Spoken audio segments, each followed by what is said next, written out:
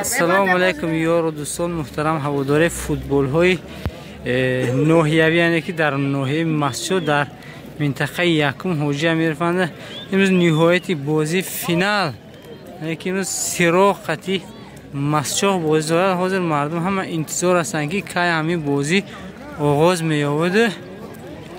دوستا یک تماشا میکنن، لذت میبرن از این بازی. یعنی همینجا پر از مخلص، من اینو کماند مسجد رنگاش سفید مثل همیشگی هر بار سفید میپوشن. لیم پیروز شوند. ما مخلصی همین کماند و این سراغ همیشه گویم در همین خیلی بازی ها برد میکنن. دویم بازینگره نغز دارن، همین سراغ بازینگره زورند و کمانداشو دویم میزنن. من همین موسی بهترین بازینگری همین بایسته با هم دروازه‌بان. من بعد از بیام سادگی همه دروازه‌بانی بهترین همین سراغ با سیگاب نغز بازی میکنن. دوستو همه انتظار است یک بازی خوب نشون دهن همین دوستو از این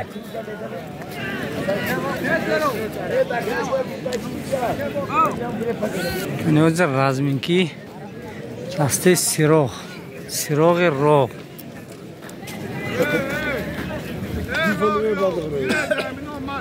محچی بینه شما من زنگ دوزدن که زن میده سوپ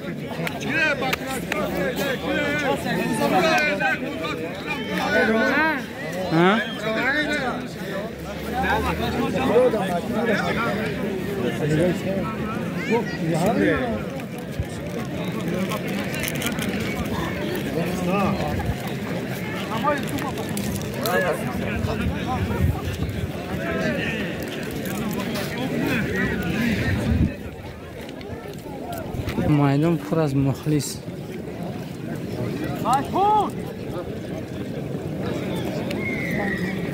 اینجا رزمینکی کماند مسجد با سردار مشهور.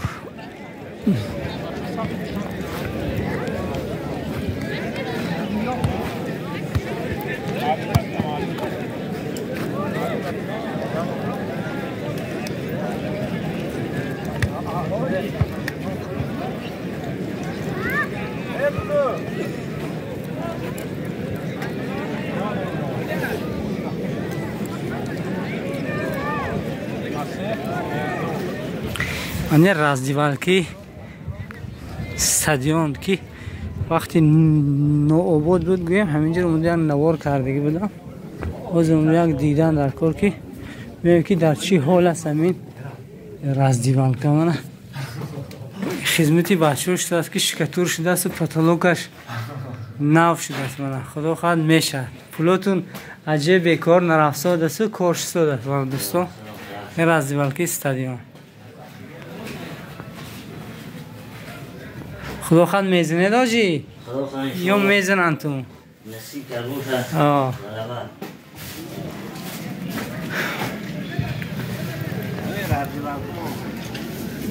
یه پشوکشی سلام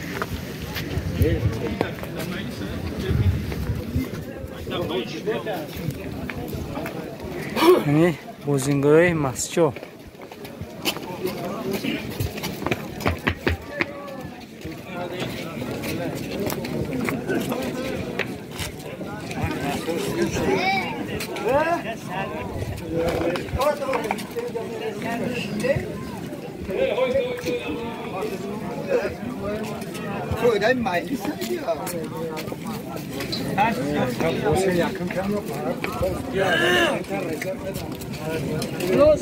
خلاصه همین پیش از بازی است. طول بازی آغاز نیافته است.